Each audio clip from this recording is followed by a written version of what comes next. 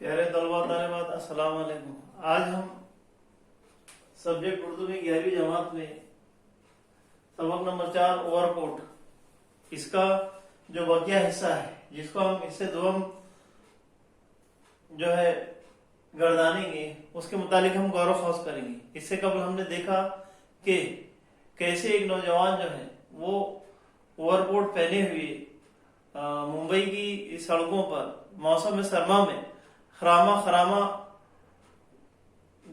खरामा होते हुए गुजर रहा था। आगे जो अफसाना निगार गुलाम अब्बास ने मंजर कशी की है उसके मुतालिक देखते हैं हम। मलिका के बुत के करीब पहुंचकर उसकी हरकत और सकनात में किस कदर मतानत आ गई, यानी उस नौजवान की। मलका यानी मलिका का बुत यानी मलिका विक्टोरिया का मुजस्सिमा, जो कि मुंबई में उस जमाने में हुआ करता था। उसने अपना रुमाल निकाला और हल्के हल्के चेहरे पर फेरा ताकि गर्द जम गई हो तो उतर जाए।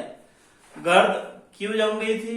गर्द इसलिए जम गई थी क्योंकि वो शाहराह पर यानी सड़क पर जो है गुजर रहा था, जिसकी वजह से गर्द गुबार जो है वो उसके चेहरे पर लग गया था, जिसकी वजह से उसने अपने कोट की जेब में हाथ डाला और रुमाल से जो है उस गर्द गुमार को साफ करने लगा।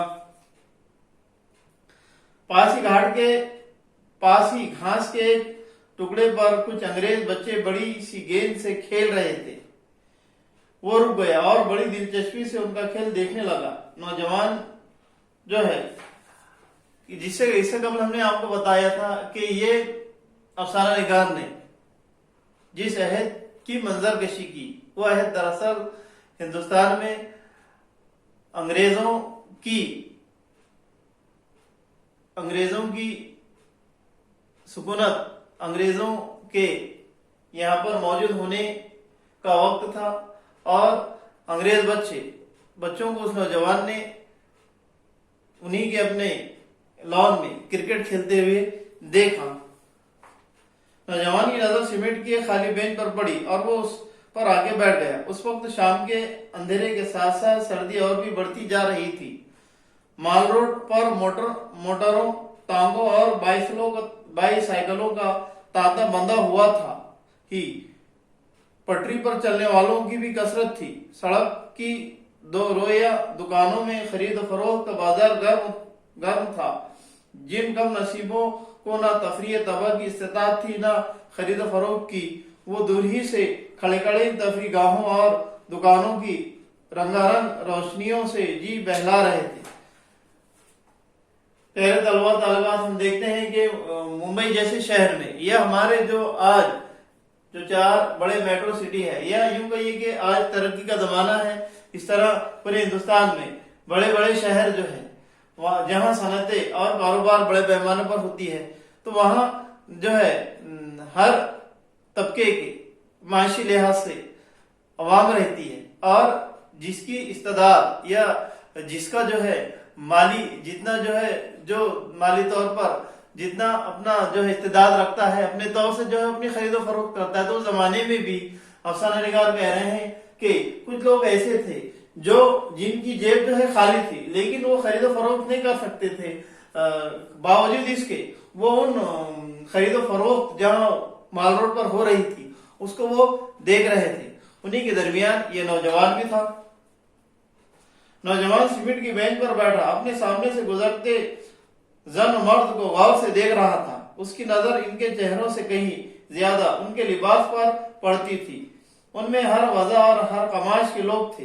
बड़े बड़े ताजिर, सरकारी अफसर, लीडर, फनकार, कॉलेजों के तलबा और तालिबात, नर्से, अखबारों के नुमाइंदे, दफ्तरों के बाबू, ज्यादातर लोग ओवरकोट पहने हुए थे। हर किस्म के ओवरकोट, बेशकीन ओवरकोट से लेकर पुराने ओवरकोट तक जिन्हें नीलाम में खरीदा गया था। तो ये मुंबई शहर की एक मंजरकशी की गई, क्योंकि मुंबई शहर में जो है ये जिस मकाम का जिक्र अफसाना निगार ने इसमें किया है, वहां पर जो है उस मकाम पर बड़े बड़े ताजिर, सरकारी अफसर, इसी तरह रहनुमा, लीडरान, फनकार, यानी जो جنہیں ہم کہیں گے فلم اداکار، کالجوں کے طلبہ طالبات، اخباروں کے نمائندے وغیرہ جو ہے، یہ ہر ایک جو ہے یہ سوٹ بوٹ میں اور کوٹ میں جو ہے وہ زیر تن تھا۔ نوجوان کا اپنا اور کوٹ تھا تو خاصا پرانا، مگر اس کا کپڑا خوب بڑھیا تھا، پھر وہ سلا ہوا بھی کسی ماہر درزی کا تھا۔